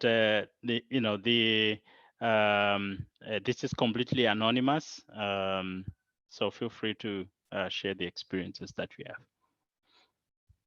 Was until after I was 30 years old, so I definitely didn't think I was going to be in this position. I'm reminding myself I'm selecting English, so as we come back to the main room, please select your language of preference at the bottom of the screen. So now we're going to jump into a moderated Q&A for Killian and Justin and Taka and any other VHA M&E staff that are on the call with us. So you've all been placing questions into anonymous questions into that PowerPoint slide at the end of each day around various topics. And we just want to take some time now to kind of have an opportunity to hear from VHA on answers to some of those questions. One caveat is we're not going to address any of the sampling questions during this session specifically. we spoke with Justin and Killian after yesterday's session, and they're actually going to host office hours on Friday before the workshop for anybody that has more in-depth technical questions on those sampling topics. We'll provide that. This will come in the post day email today, but we'll provide the Zoom link. It's going to be between the hours of I had it, but Justin or Killian, can you come on mute and tell me exactly the hours again? Central African time. 11 to 12. Go ahead, Jesse. I think we heard so 11 to 12:30 on Friday, so just before the workshop.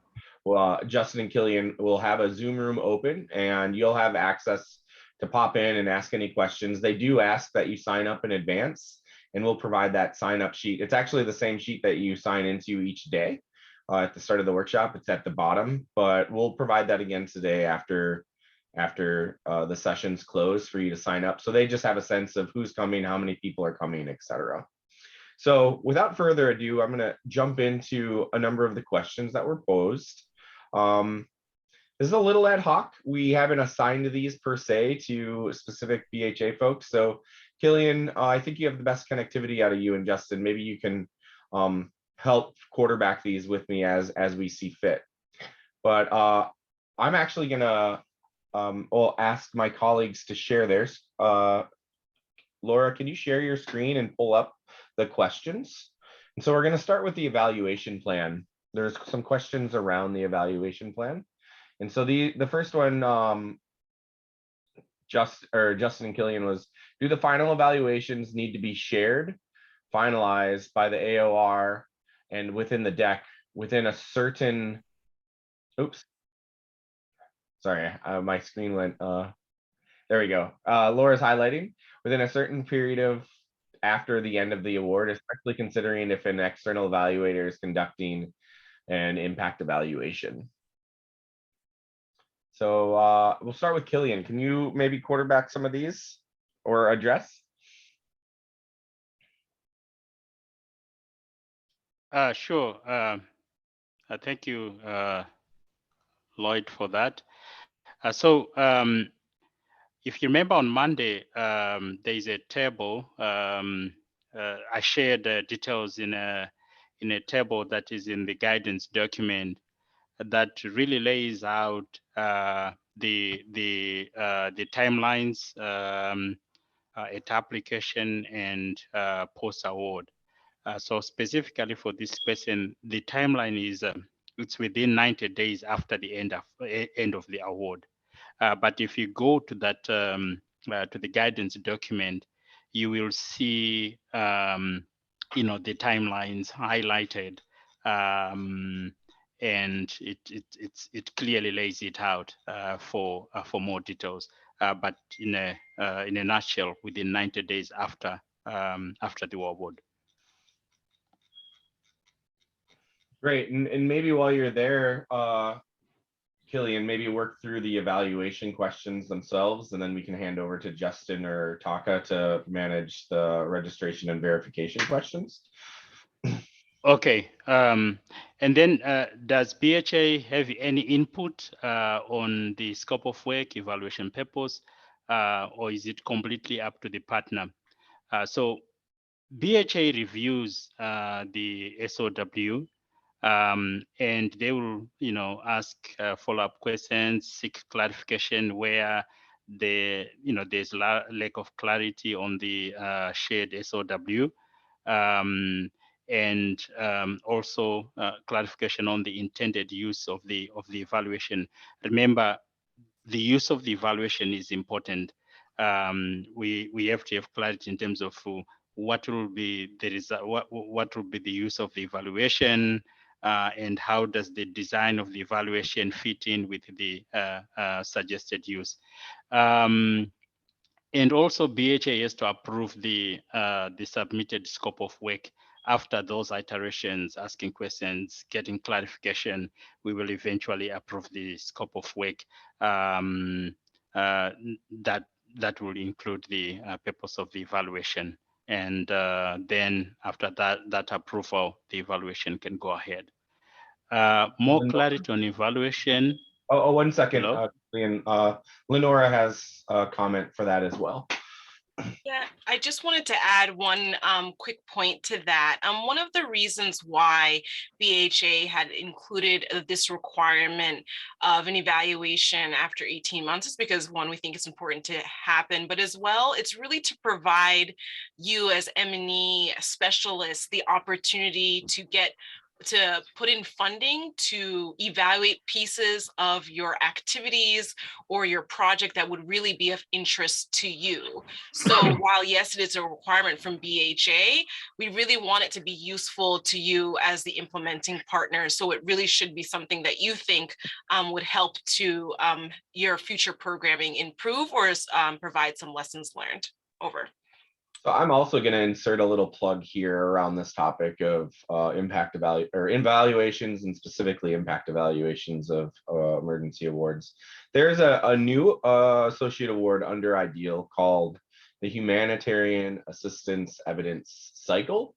And the intent of the award is to support IPs and researchers in conducting impact evaluations of emergency activities. This award just started in October of 2021, so it's just getting off the ground, but you all will see some communications around it, and there'll be an opportunity. This award will fund impact evaluations. It'll also provide capacity strengthening training for researchers and IP M&E practitioners on how to better conduct impact evaluations of emergency awards. So just to flag here that there are resources coming out to kind of support these shorter term evaluations for awards such as these. So Killian, I'll hand back over to you to continue through the questions. Thank you, Lenora. Thank you, Lloyd, for those additions. I think the other question relates to more clarity on evaluations for projects that are less than 18 months. So if you go to page 58 of the M&E guidance document, you will get details on this question.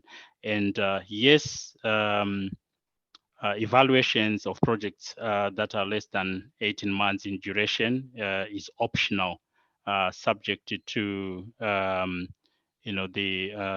some of the caveats that are indicated on that on page 58 of the M&E guidance, and the justification that will be required for supporting the need for an evaluation for an activity that is less than 18 months.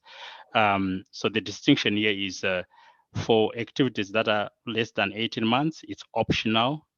For activities that are more than 18 months, it's mandatory. And if you plan not to do the evaluation when the activity duration is more than 18 months, then there has to be a justification and AOR approval for why you may not be able to do that evaluation. So those are the two distinctions that are important to make.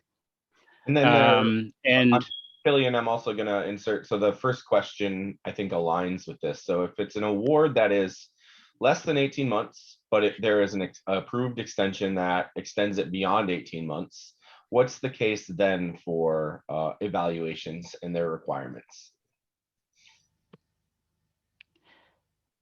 So in this case, if there's an extension, I think it will be important to discuss with the M&E advisor and see the merits of conducting that evaluation. Let me, Justin, you might want to add on this one, or any member of the M&E team. Yeah, thanks, Killian. I think that if the award is initially less than 18 months, and then it gets extended, you need to discuss that with the AOR on the feasibility of doing an evaluation. I've seen activities which are only extended by 2 months to hit the 18-month mark, and there isn't enough time for you to plan an evaluation. So you need then to discuss with the AOR and your M&E advisor. That would be my best advice. Yeah, thank you, Justin, for that addition. I think that concludes the questions that we have under the evaluation. Let me see. Yes, those are the questions that were asked under evaluation. So we go to the next session, Lloyd. I think the monitoring plan. Justin, you want to Well, take that? registration and sure, yeah, we can do the monitoring plan, please. Yep. Yes. Thanks, thanks Lloyd, and thanks Killian for that. So there is a question around the flexibility of partners adapting the M&D plan during implementation. And yes, of course, we do encourage partners to adapt the plan when situation change and context have changed from the time the proposal has been discussed. Those adaptations have to be discussed with your AOR and your M&D advisor.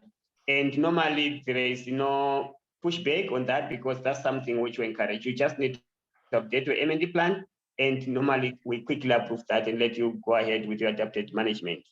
I've seen what other partners do is to include some of those in their adaptation plan so that once the award is made and the changes, which were foreseen before, they can quickly adapt and then just kind of have a dialogue and they don't need to resubmit the M&D plan. Does that suffice, that question? Sounds good to me. I'm also monitoring the chat box. So if there's any questions from participants as we're going through, please don't hesitate to add those to the chat and I'll make sure that BHA is asked those questions as well. Okay, good. So we can move over to registration and verification. And there are a few questions there. One is, what are the best practices for conducting registration with a transient population? So I guess these are like people who are moving from one place to another. If I am right, like the population which normally is assisted by IOM and things like that.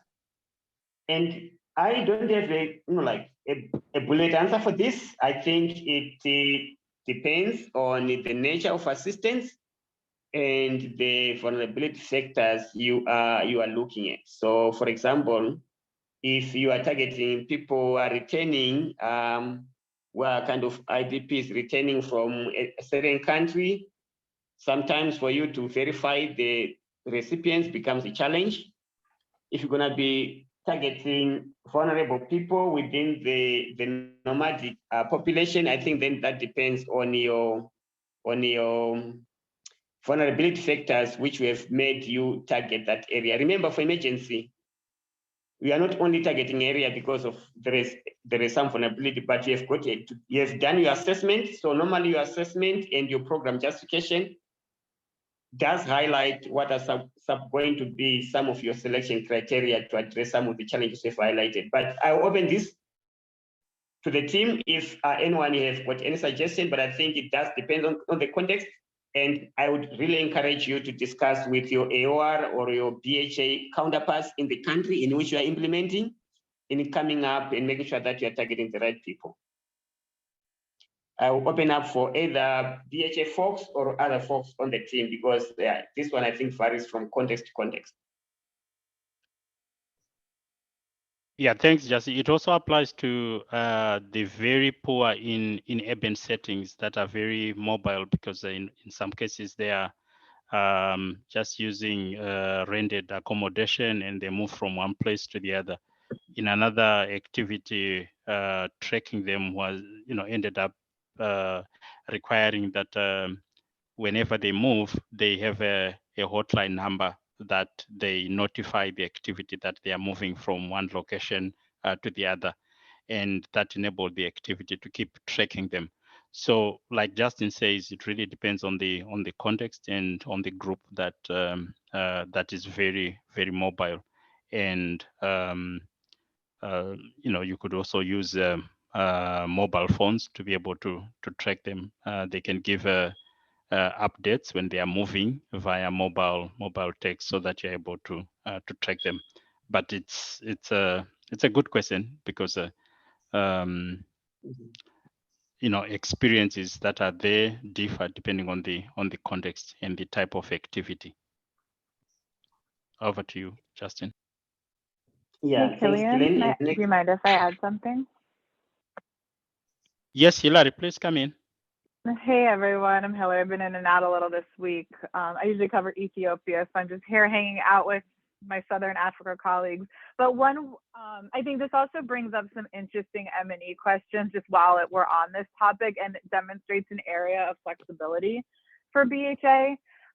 So for example, I've covered the Venezuela migration and the response to that.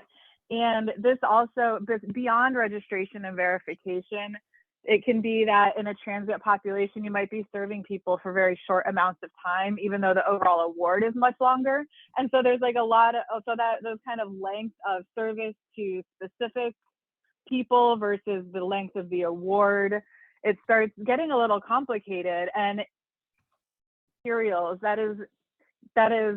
we do have flexibility in the requirements about, say, an evaluation. The award might be very long, but you might be serving people for just a couple weeks at a time as they move through an area. So I just wanted to highlight this as a place where communicate, again, the theme of communicating and explaining to us, because we're reading all these materials and you can just explain it to us, kind of your thinking behind how evaluations or things like that also are impacted by transient populations. Over. Thanks, Justin. Killian. I would also underscore here, I mean, verification and registration specifically for transient populations is perpetually a challenge across contexts. And this is where we strive for perfection, but everybody recognizes that's not feasible. So and this comes down to what I presented briefly yesterday on the surveys, is just documenting the process and the decisions that are made and why will go a really long ways in explaining it, when the award ends, or if there is an evaluation, or when there is to be an extension. It's all about documentation around the decisions that are made and why those decisions are made. Killian or Justin, back over to you. Yeah, thank you. So apologies, I had dropped up a bit because of network. So the next question was on how can we ensure the most vulnerable are registered? And yeah, I think, that's the task which we all have, and making sure that our registration strategy does ensure that we target the most vulnerable. And I would be honest that sometimes it's very difficult for you to make sure that there are no exclusion errors, but there are ranges to which are acceptable. And as BHA, less than 5% exclusion, I think that's fine. Sometimes, depending on the context, but I think we're much more worried about inclusion errors, where you are diverting resources which you are meant for the more vulnerable, for the people who are less vulnerable. So the reason why we need to do verifications to make sure that we minimize to the extent possible the inclusion errors. If we miss some vulnerable people because we can't reach them, or because our methodology have got some inefficiencies, that can be acceptable, provided I think the ranges are quite reasonable. But I think we need to focus more on make sure that we weed out those people who are diverting the USG resources to the people who doesn't deserve. I should add that sometimes us as IPs, we are not the ones that give the list of beneficiaries. We ask probably community leaders or other people to do the registration for us. So it's also important that when you get this list, as Justin has said, you verify, you just do some random checks to see that the people that are registered are the deserving ones, and they do meet the criteria for which you have set for those who are registering them, and continue to do those verification checks as much as possible and see that the ones that are benefiting are the ones that are deserving. Thank you, Taka. So I think next we're on to other. Oh, go on, please, Killian.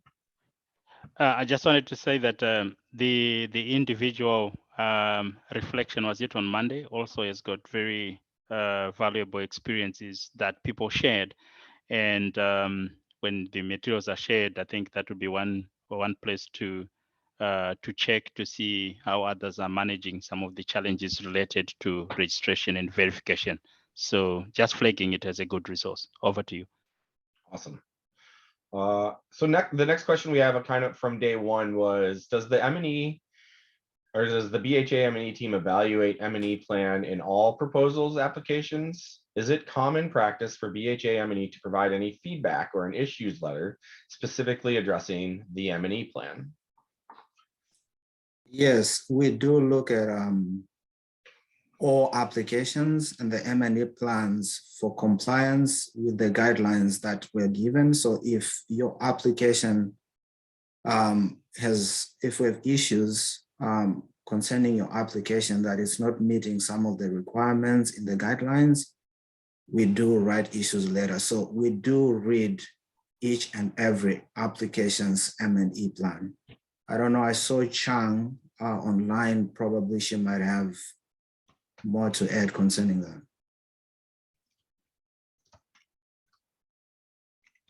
Hilary, perhaps you might have something. No, Taka, you covered it. M&E is a mandatory review for all new applications. So we do look at everything. Thank you. You got it, Taka. There was an additional question going back, Taka, back to verification and inclusion exclusion errors in the chat. And so Mubaria, if you could unmute and maybe clarify, but the question is, what would be the best approach to handle a case where you have joined in between the project, but realize there are inclusion and exclusion errors? And so I think regardless of joining, I think the question revolves around once you've done some type of verification process, you recognize there is a surplus, let's say, of inclusion errors. As an organization, what are the approaches that should be taken? Perhaps I'll take it first from my own experience, then Justin probably can add, Justin and Killian can add. When you see something of inclusion, of exclusion, I think it's best you flag it with your program team management and make a determination on how you're going to proceed from that. And probably you can then let BHA know that this is what you face and these are some of the decisions you've taken. And depending on your agreement in the award, if there is need to notify and get BHA concurrence that you are going to do those changes, then you make those changes. But if you can make those changes as a team at the project or activity level, then you can make those changes at the activity level and notify BHA that probably this is what we went through and this is what we saw and this is how we solved it. Helpful. Any other follow-ups or additions to that before we move on to today's or yesterday's? No, Maybe I think just one. Go ahead, Hilary. Do you want to start, Justin? Yeah, no, I was just going to say exactly what Taka say is what you need to do. Once you identify that the inclusion errors, you don't need to continue plunging the USG resources to the people it doesn't deserve. You better make a corrective action the moment you recognize or you realize that, and BHA would appreciate that flagging and you taking corrective action. Over. Yeah, and I was just going to add, if you are asking to have that discussion, you know, everything you all do goes through the AOR, and if your kind of formal points of contacts are reaching out to each other about some kind of issue like that is, you know, big and meaningful, but you're trying to address it, you might request that M&E be looped in with something like that too, so we can join the conversation. Just there's always a lot of people involved in these things, especially after we've moved into BHA. There's just a lot of people involved, and so flagging for the AOR that it might be appropriate to bring in the M&E advisor, I think might be helpful. Over.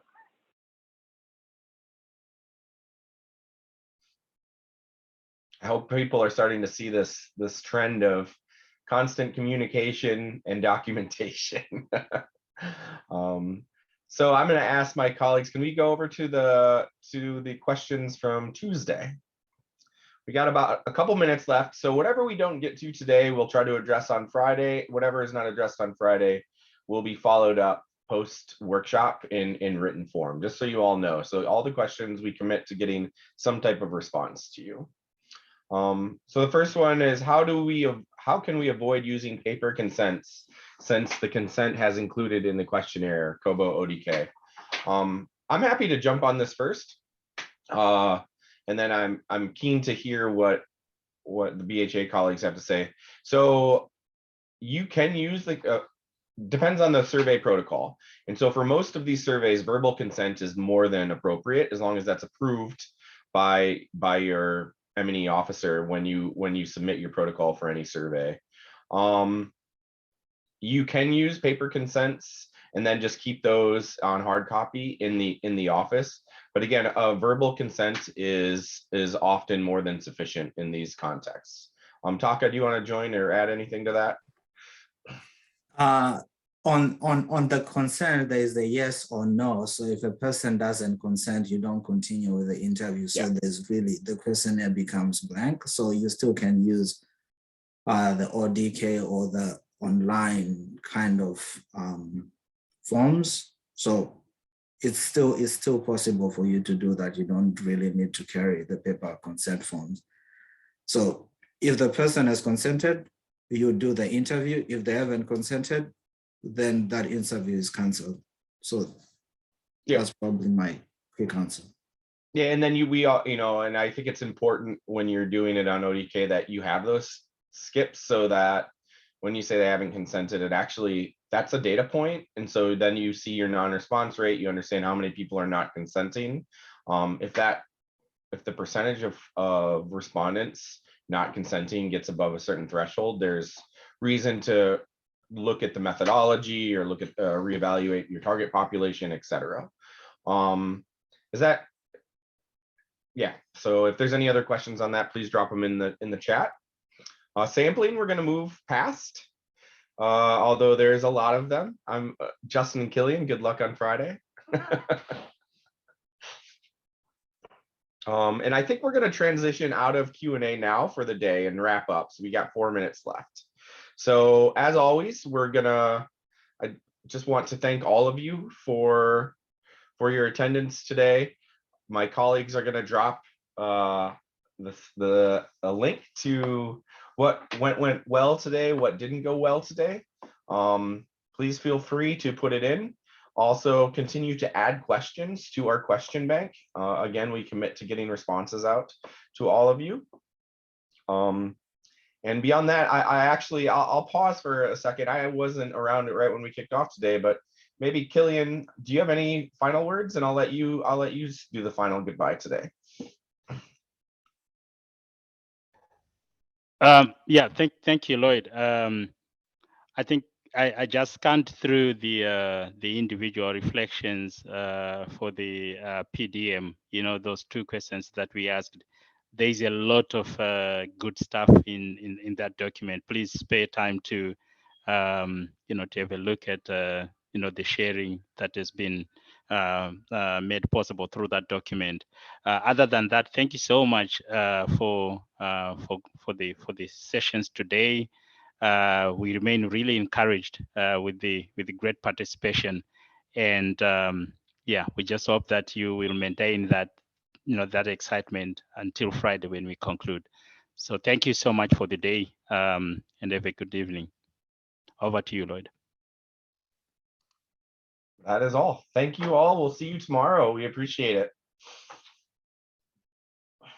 Thank you.